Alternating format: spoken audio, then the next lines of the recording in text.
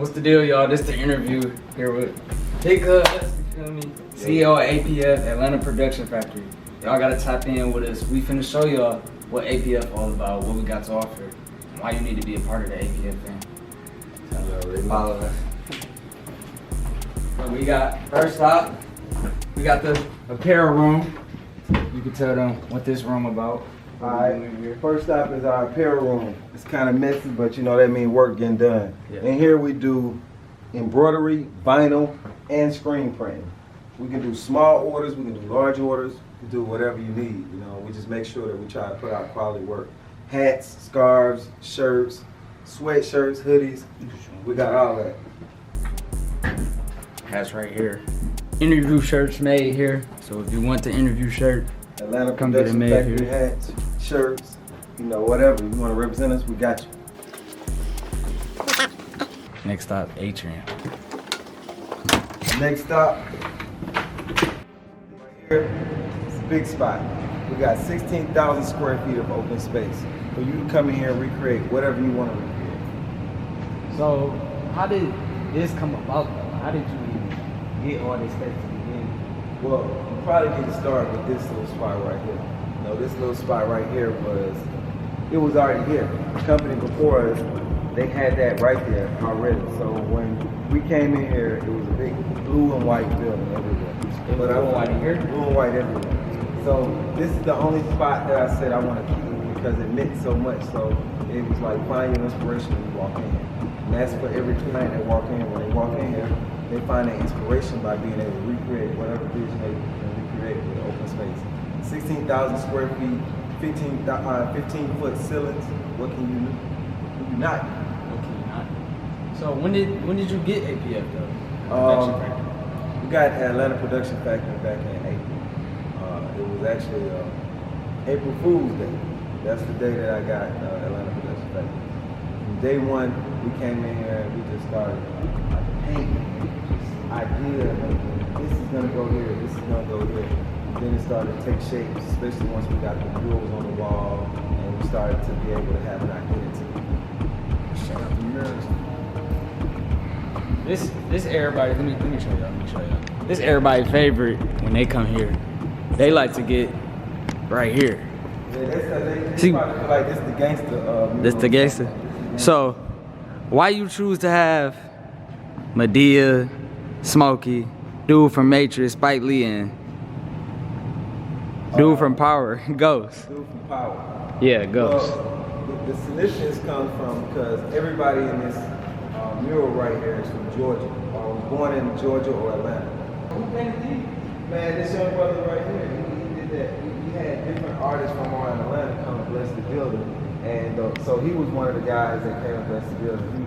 He did it cool because everybody, I watched everything from start to finish from everyone. And so each one of the murals were done different. Like this guy, he had a projection. He came and he got the vision what he wanted. Went and put it in his projection, did all his computer stuff, came back, set up his projection, and he was on the ladder and he was just going. And it was taking shape and he went into the details and everything. So This is the first one? no, that wasn't the first one. This was the first one. This one? This one. This one right here was the first one. This was like a couple of days after we had got in here. I was searching for graffiti artists all over Atlanta, and I had these guys come through, and they jumped on it, man. And it was like, man, that's a big wall. But at first we was like, we didn't know what they wanted. Yeah, I wanted to go that way at first, but then I was like, let me keep the aesthetics of the building so it can change, but let me put the accent over here. So they started on this. Man, they had I don't know what they had going on at first because I didn't really have an idea of what I wanted. I wanted colors. And so they were just doing anything. And so when I came out here first, I seen nothing but these flowers and stuff. And I was like, hold on, man.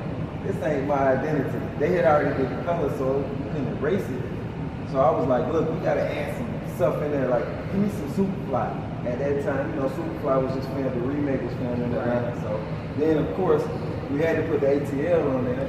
And that right there, so what I envisioned with this wall was to be a selfie wall. So you could go from one spot to another and you got different backgrounds. And plus, it's unique to the building, so it wants to go. Y'all might have been at APF this summer when the selfie museum was in here. They was in here for how many months? About 3 months. 3 months. They had it set up in there, rented out their square feet sanitation. Yeah. This the last. And this is the second one that we've done. And I wanted Atlanta Production Factory back there, but when we felt like that we were doing media production, you know, they were gonna cover it up anyway. So we wanted to put it up here where it tried to last. So of course the city represents ATL and same artist. Yeah, same artist that did that one, that side and this. And then Superset Management was my business partner's company before Atlanta Production Factory. Glanton Event Management was my security company and private transportation. That's still going on. What's your favorite painting out of these? Well, and then that last one was over my office was done by a different person too. So they all different came through, but I really don't have a favorite, you know, because I think I had a piece of each and every one of them because I'm used to seeing it. But I remember when I first used to come in when they won it was just white. So, you know, Everything is yeah, got the colors. Yeah, now I'm used to seeing it. So on this floor, you know, we done had everything from concerts to comedy shows to large media productions to small independent films to pop-up shops, fashion shows. You want to throw a party here? Plenty of space. Come here, throw your party, do whatever. You got plenty of space. Plenty of space. Studio. So right here is one of our studios. We got a photography studio in here as well too. So you can come on in here and check out our photography studio. I like it with the lights off. You know, it's kind of feng shui, but you can change the background. You can change red, black, green, yellow, whatever you want to do. Inspired you to get the green screen and the photography studio in here? Well, like there was a company here before that was they moved to a $2.5 million building, so they left with success. So I felt like, you know, us coming in as a new business, we followed a little pattern of what they had. They built this part, so this was their photography studio. So when I came in, the first time I saw that they had curtains hanging for the dressing room and all type of stuff, and I was like, you know, I want that. I wanted to get them to keep it. So my whole fixation was to come in here and try to recreate it, but they just had a little, you know, backdrop up, and they had the lights. They didn't really have a lot going on in here, but it was the idea was already born. So when I came here, I wanted to try to make it better. That's why we got to this part, and I was like, what are you gonna do with this? You gonna paint it white, the top white, or the top gray, or what?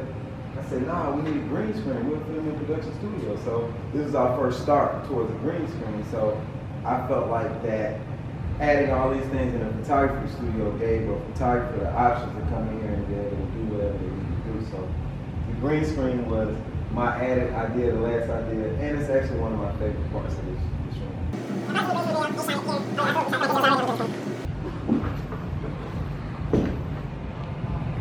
Y'all just seen where Jordan Wiley, our photographer, shoots. Same Wiley on Instagram, one tech joke. Go follow him. He shoot all fire pictures in there. Y'all seen it on APF Creators page. Now we're gonna go where I shoot.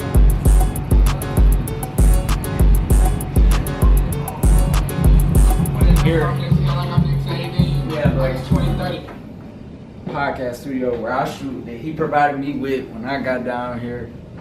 As soon as I got down here, he said, hey, I said, I got one mic. He said, I got 3 more for you. So ever since I've been here, it's been just family and everybody been together trying to be on business moves. Absolutely. So this was your idea too, to have a podcast studio? Yeah, the podcast studio. You know, I wanted to do a podcast studio, a podcast myself. So I was like, man, you know, that's part of the new wave and what everybody was doing. So we may as well create a studio just for podcasts. And then you, being a young man and family, you say you coming down to Atlanta. I say, man, you already doing a podcast because I already checked out some of your videos. You know, your dad, your biggest fan. So he was like, he sent the video already, and I was like, all right, don't worry about it. I got it. So my main thing was you being able to provide you an opportunity, and you being able to utilize it and, you know, enjoy it and, you know, do your thing. Because I admire that, the fact that you still rocking, you're consistent, and you're doing a good job. So, appreciate it. Good job. On the can. Stop trying to juice gang.